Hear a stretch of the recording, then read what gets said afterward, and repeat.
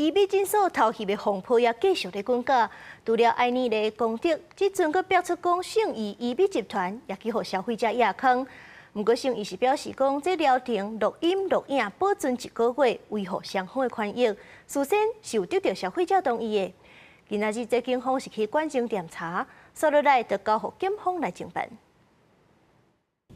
親身走去診所辦理退費手續，為安妮麗集團發生好親像占空偷襲了後，風波閣再擴大。聖儀診所嘛，予人點名有裝設監視設備。他們有解釋，他們在特定療程診間確實有裝設攝影機，拍攝的位置只會照到醫生的頭部。那我就對這個解釋很有疑慮。那如果只有頭部，那還需要做什麼錄音跟錄影？消費者陸續指控，分別佇站前館、中孝館這分店做真濟錢私密的所在塗抹，不過療程前無予人通知，講有裝設監視器錄影，一直到愛妮麗事件發生了後，去診所詢問才知影這件代誌。全台灣目前有30人組成自救會，部分已經報案提告。公共區域跟半公共區域設有攝影機，然後有部分的療程區域有，但是只要涉及到隱私的部分，包括換衣服，我們是在個人的美容室，裡面不會有任何的攝影設備。聖儀醫美集團上新的會員說明，佇治療前攏有得到書面同意，錄音錄影保存1個月，為了避免可能發生的醫療糾紛，保障雙方的權益。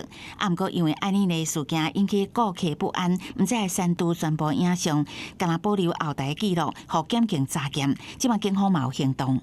通知該院所負責人自所製作筆錄，全案詢問後將依違反妨礙性隱私、妨礙秘密及醫療法移行偵辦。警方找到去暫證店搜查，調閱證據資料，經過通知暫證店的負責人已經到警局說明。不過好親像偷襲的事件，佇醫美界愈來愈濟間，同款嘛捲入爭議的功德診所，其中予人約談的板橋中山店信義堂的經理，詢問了後轉入被告，已經予人羈押禁見。若是愛妮麗佇高雄2間分店，經過行政稽查，查出管制藥品超過期，真濟人違規。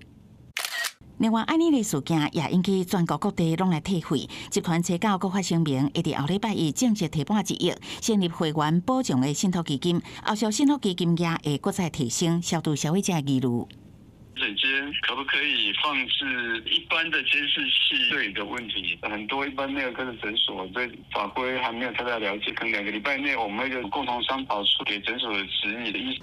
而且衛福部規定，佇診療室會當裝設點名機，不過事先愛互患者知影佮同意，都驚醫界無熟悉這個規範。醫師公會專聯會上緊佇2禮拜內定出指引，互醫師會當依循。記者綜合報道。